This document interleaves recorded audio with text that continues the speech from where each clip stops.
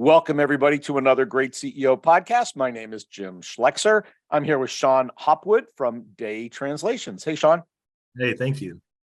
Should I say buen dia? Buen día, sí. Feliz de Or, estar aquí. Gracias. no, we're not going to. No vamos a hablar en español, solamente en inglés. Muy bien. Okay, so on that note, and if you, maybe we cheated this one, but in a few sentences, could you tell us what your company does?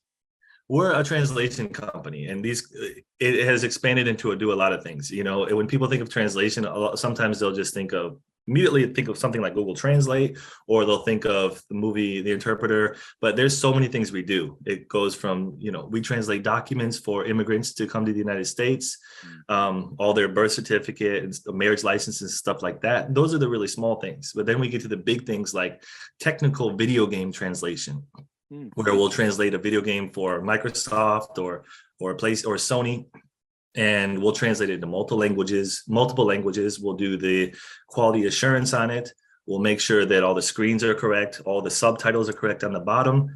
And so, yeah, it's a big industry that goes into a lot of different things. It can be something as simple as, a one-page translation, or it can be a huge complex project for Netflix or a video game industry, or for an engineering firm and stuff like that. So it's a really good industry to be in. Got it. And why can't, and I was going to ask that, why can't Google Translate just, make you go away? It's been around for a while. A lot of things like that have been around for a while. There's one that was called SysTransSoft. I used to use it when I was in college, like 24 years ago. There's a lot of nuance in translation. It's even on a basic, I don't know, I've used it for some things, but on a basic level, if you go more than a couple sentences, it still seems not to work very efficiently. Yeah. And when we do a big engineering project, it's several lines. It's not just one thing.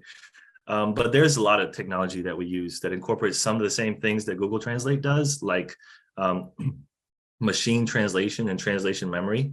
And as things do like that get better, what we do is we use, if the client requests, we will use stuff like machine translation, and this will save the client money, and it will get the translation done faster.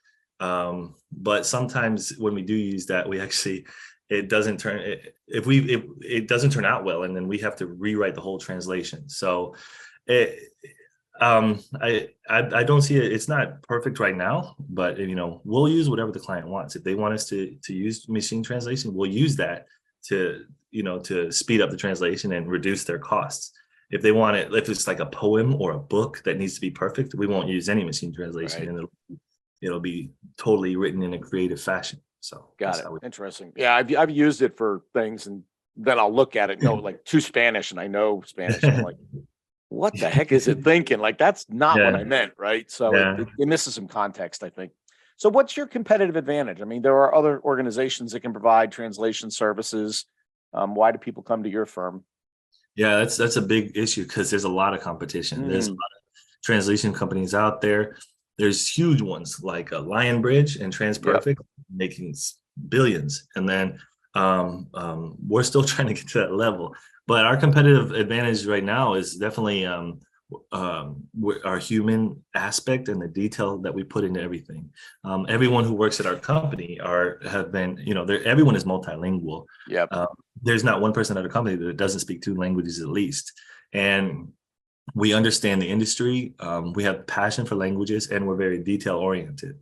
And if you really want to be successful in any business, you have to be extremely detail oriented, I believe.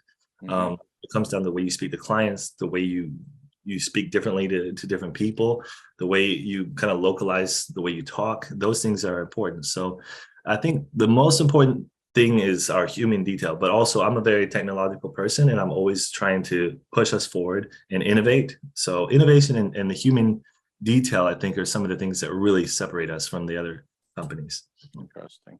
So is this all project work, or is there recurring revenue in your business? There's recurring revenue. We have different types of recurring revenue. We have signed up clients that are like they're like members. We have a membership, and you get special discounts. They get assigned a special project manager, and those clients, that's a good portion of our recurring revenue. It's maybe 25-30% of our recurring revenue is these recurring clients. They signed up with us. They keep coming back with us, and those clients are really important too. And I teach our employees, don't take them for granted. They're as important or more important than new clients. Right. You can't forsake the clients that you already have, Right. So we really focus on those VIP clients that we have to get that chunk of 25-30% recurring revenue. And then we make every effort possible to gain new clients as well. And year after year, it's growing to where we're having that big chunk just keep growing of recurring clients, and make sure there's no attrition of those clients by treating them like gold. Yeah, no, that's the move. So, every business, has what we call a point of constraint. Think of it like a garden hose with a kink in the hose. It stops the water. Yeah. The business has a kink in the hose. Yeah. So, what would that be for you? What is the one thing that if you could change about this business and make it just like that much better a business, what would be that one thing that you would like to change? Well, I think a lot of people will say this, but it's sales. We're very popular on Google, and there's only a certain amount of point that SEO is getting us a level. We really have to increase our sales.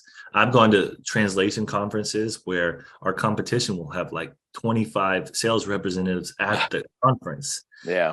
And when I go to the conference, it'll be just me and someone else. And I don't have a strong sales background myself. My background is in languages and philology, linguistics, and I have a master's degree in business, but I was never a great salesman. I used to sell cell phones in the mall. That's the only thing I really did. Wow. And all the competitors would just be so they would be like wolves on the clients, be like, we can do this for you. We can give you this phone and this.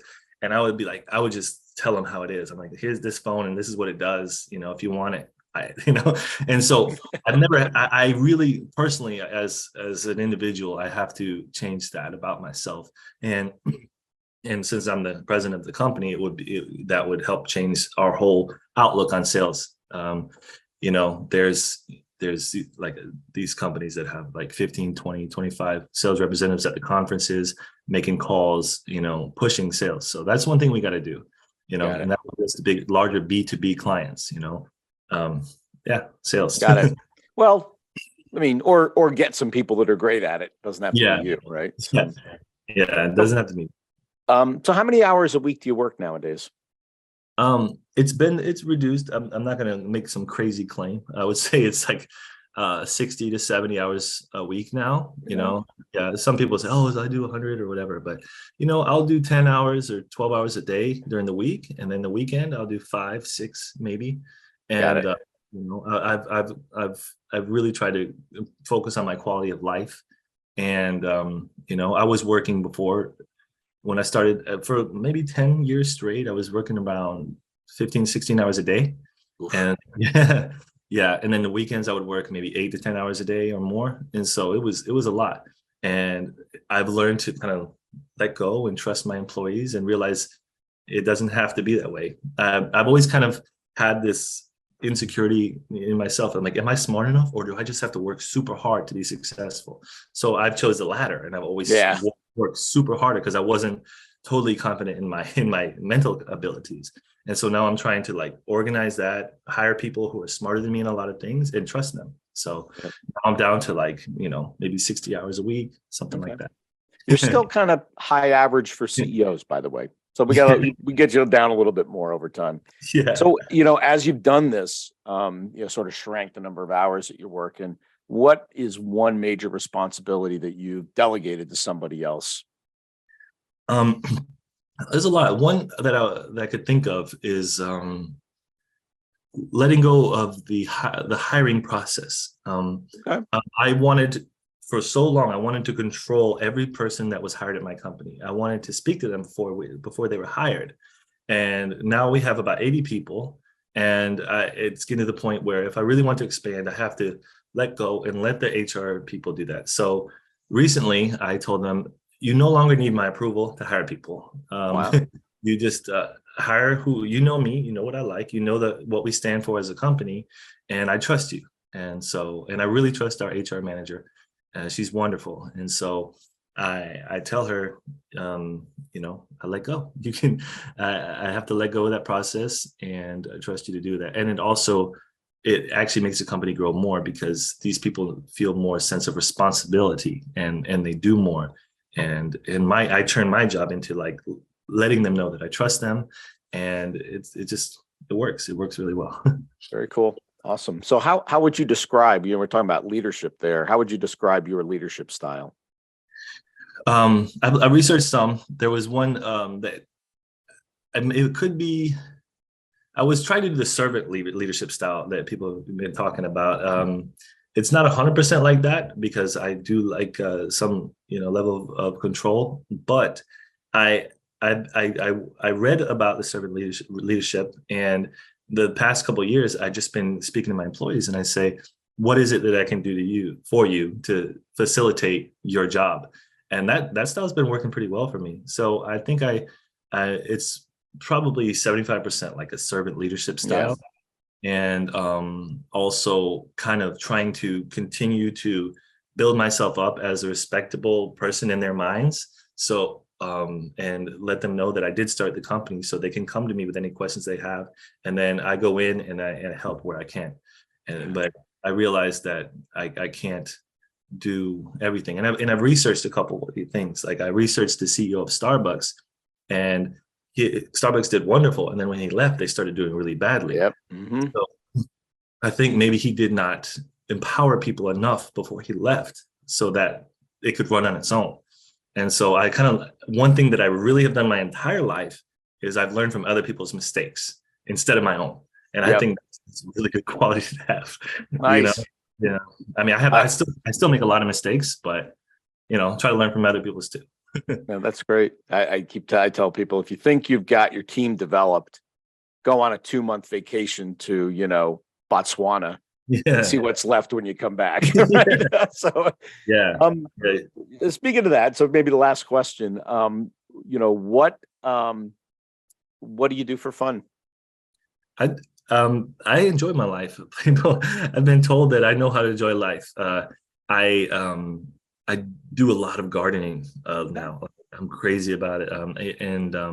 I go even to the point where we live in a subdivision. I do the gardening for the trees in the entrance to the subdivision. No kidding. Oh, that's fun. I'm really like obsessed with gardening. I'm obsessed with beautifying things and trees, and I'm obsessed with different types of grass, fertilizers, natural fertilizers, and stuff like that.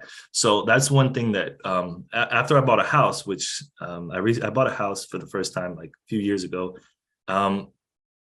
After I bought a house, I got really obsessed with, you know, landscaping and stuff like that. But I also do a lot of swimming.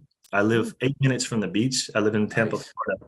So I live 8 minutes from the beach. I can get in. I usually go into the ocean 2 or 3 times a week. I play a lot of soccer, and that's the main things that I like to do. Phenomenal. Awesome. Yeah. Well, Sean, this was a great interview. I really appreciate your time. You got a great business, and I wish you good luck. All right. Thank you very much. I should say bonne chance. Merci beaucoup. I'll see you, man.